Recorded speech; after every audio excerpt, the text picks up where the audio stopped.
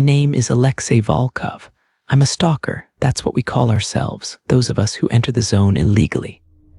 Some do it for salvage, some for thrills. I do it because I was born in Pripyat. I was 3 years old when Reactor 4 exploded. My mother carried me out while her skin was already blistering, while her hair was falling out in clumps. She died 3 days later, vomiting blood and pieces of her own stomach lining. I survived somehow. The doctors said I should be dead, should have leukemia, thyroid cancer, every radiation-induced nightmare. But I'm fine, better than fine. I heal faster than normal, don't get sick. It's like the radiation did something different to me. I've made 43 trips into the zone. I know every building, every basement, every secret the Soviet government tried to bury. But I've never been inside the new Safe Confinement, the giant steel sarcophagus they built over Reactor 4 in 2016. No one has. It's monitored 24/7, guarded, sealed. So my crew is pretty solid. First off, there's Dmitry. He's ex-military, total straight shooter, and honestly the only reason we haven't all gotten ourselves killed yet.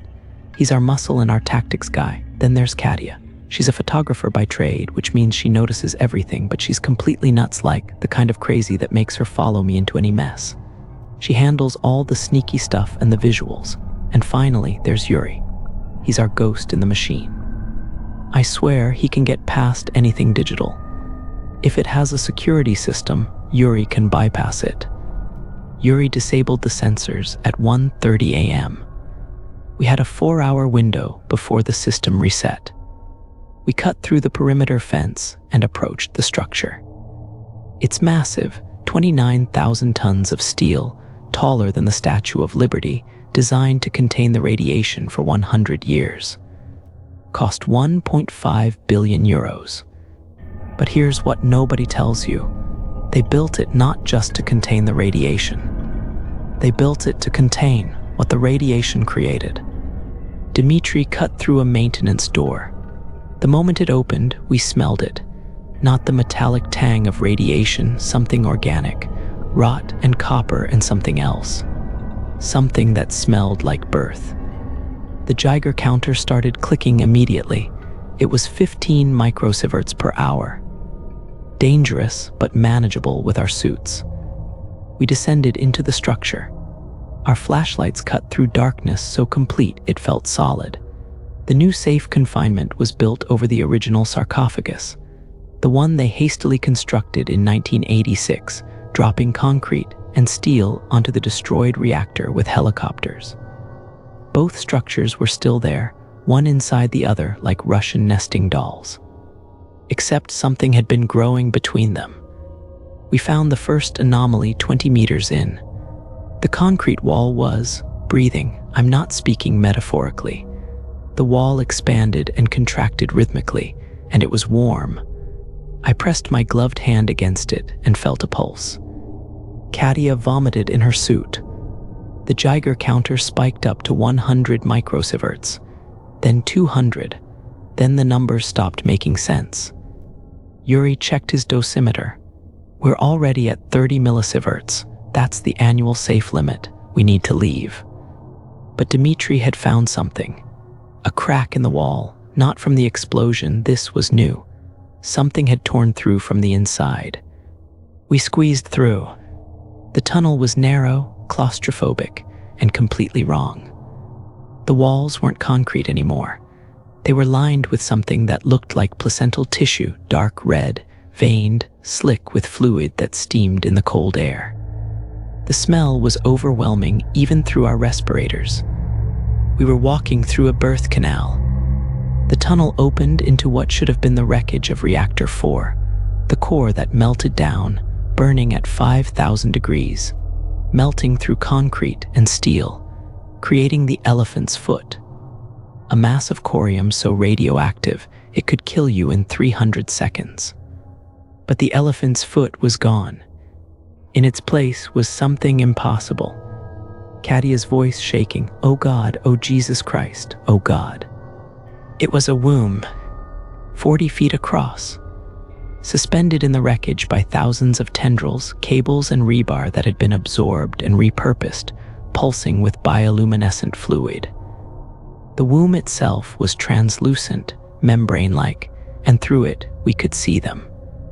There were dozens, maybe hundreds, figures suspended in amniotic fluid that glowed with Cherenkov radiation, that distinctive blue light that only appears when radiation exceeds the speed of light in water. But this wasn't water. It was something else. Something that had been cooking in radiation for 38 years. The figures were human, mostly. They had the right number of limbs, heads, torsos, but the proportions were wrong. Arms too long, joined in too many places. Skulls elongated. Their eyes are huge and multifaceted like insects, but glowing with intelligence that made me want to run screaming. Their skin was translucent. I could see every organ, every bone, every mutation. Extra hearts, lungs that branched like trees, nervous systems that glowed like fiber optic cables. And they were old, not embryos, adults, fully formed. They'd been growing in there since 1986. They'd been conscious the entire time. Suddenly Dmitri said, "There, watching us." Every head turned in unison, every eye focused on us.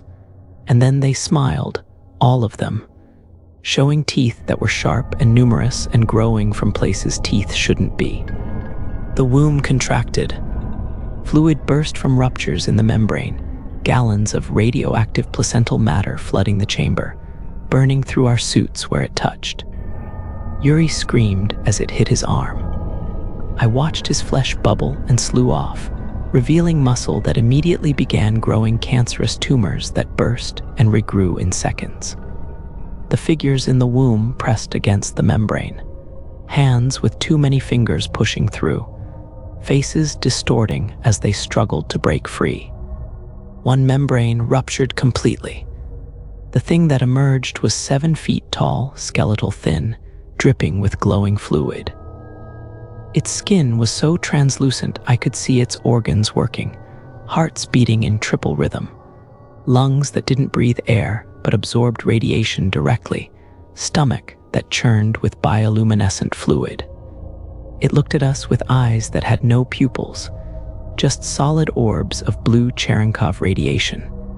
And it spoke, not with its mouth, that didn't move. The words appeared directly in my brain, along with images, memories that weren't mine. We are the evolved, born in the fire, gestated in radiation. We have been waiting, learning, and changing. We are what comes after you. Humanity's reign lasted 300,000 years. Ours will last forever because we are immune to extinction. We are immune to disease. We are immune to aging. We eat radiation. We drink uranium. We breathe decay. The Chernobyl disaster was not an accident. It was an awakening.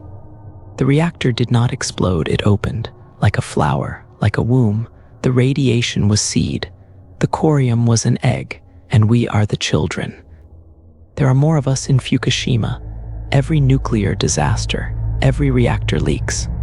Every place humanity is poisoned with atoms. We grow, we wait, we become. The thing stepped closer. I could feel heat radiating from it, not warm, but burning. The radiation was so intense my Geiger counter had stopped functioning, the circuits fried. Katia was on the ground convulsing. Blood poured from her nose, her ears, her eyes. But it wasn't normal blood. It was black and thick and crawling with something alive. I watched tumors erupt across her exposed skin, growing and bursting and regrowing, her body trying to adapt to radiation levels that should have killed her instantly. Dmitri raised his rifle, stupid, desperate. He fired 3 shots into the creature's chest. The bullets went through, leaving holes that glowed with blue light. But the holes didn't bleed. Instead, the tissue just rearranged. Bones and organs shifting aside, then flowing back together like liquid. The creature looked down at the wounds, with what I swear was curiosity. Then it touched Dmitri, just one finger on his chest, But when it touched, Dimitri's suit melted. His skin melted. His flesh began to change. I watched his ribcage become visible as his skin turned translucent. I watched his organs start to glow. Watched extra limbs begin budding from his torso like obscene flowers. He was being converted, turned into one of them. His screaming changed pitch as his throat restructured, becoming something that could vocalize in frequencies humans weren't meant to hear. The sound made my brain hurt, made my vision double, made me taste copper and see colors that don't exist. More membranes ruptured, more of them emerged, dozens, all different stages of development. Some looked almost human. Others were so mutated they were barely recognizable as having human origin. They surrounded Katia.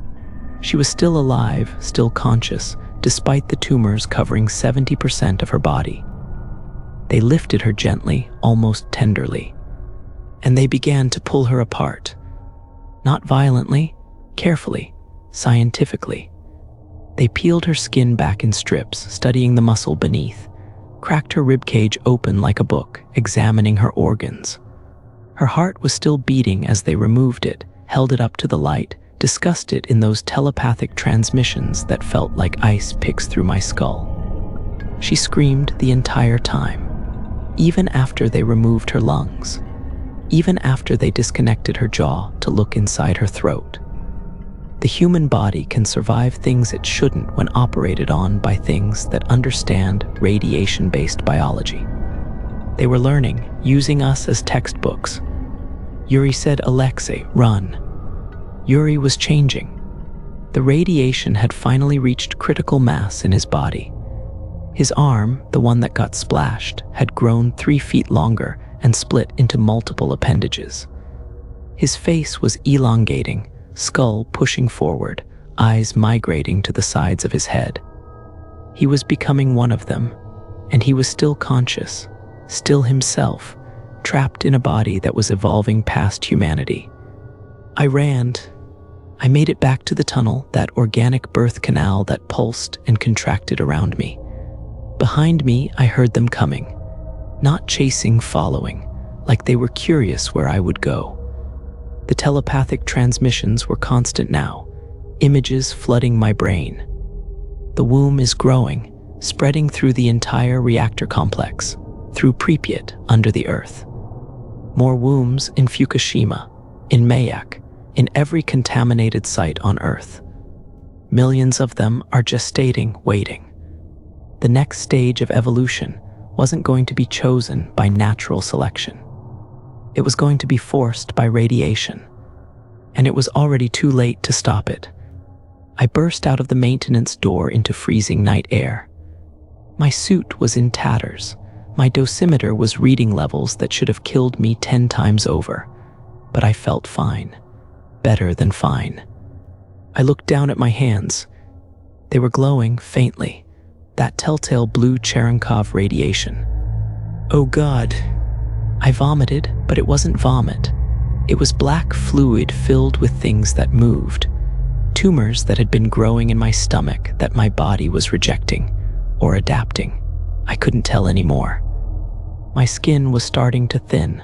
I could see veins, could see the bones of my fingers through translucent flesh. The radiation hadn't killed me. It had done to me what it did to them. I'm in an abandoned building in Pripyat now, 3 miles from Reactor 4. I've been here for 6 hours. The sun came up an hour ago, but I can't go outside. The light hurts, not my eyes, my entire body, like I'm photosensitive now. But the darkness feels good. The radiation feels good. I found a basement with old Soviet medical equipment that's still slightly radioactive, and I can't stop touching it, pressing it against my skin. It's like being hungry and finally eating. My hands have grown 2 inches longer than this morning. The bones restructured while I watched. It didn't hurt. It felt right. I can hear them calling me, not with sound, with radiation. The entire zone is humming with it, a frequency I can suddenly perceive. They're everywhere, under the ground, in the buildings, hundreds of them, maybe thousands. And they're not alone anymore. I'm checking my reflection in a broken mirror, and I don't recognize what's looking back. My eyes are wrong, too large, too dark. When I blink, I have extra eyelids now, transparent ones that slide horizontally. I'm uploading this footage to every server I can access. Someone needs to know. Someone needs to understand what's really happening in the zone. The Chernobyl disaster wasn't a tragedy. It was a birth, and we're not the parents. We're the obsolete model. Every person who's been exposed to radiation, every nuclear worker, every cancer patient who got radiotherapy, every victim of atomic bombs, we're all carrying the seeds. We're all incubating. The radiation doesn't kill us. It changes us into what we need to be to survive in the world we've created. We poison the earth with atoms, and the earth is evolving something that can inherit it. They're here outside the building. I can feel them. My brothers, my sisters, my new family. They're not here to kill me. They're here to welcome me home. My skin just split down my back. Something's pushing through. It doesn't hurt. It feels like stretching after a long sleep. I can see new colors now. Ultraviolet, infrared, and something else. I can see the radiation itself hanging in the air like golden threads, beautiful and deadly and nourishing. To anyone watching this, check yourselves. Check your skin, see if it's thinning. See if you can see your veins through it.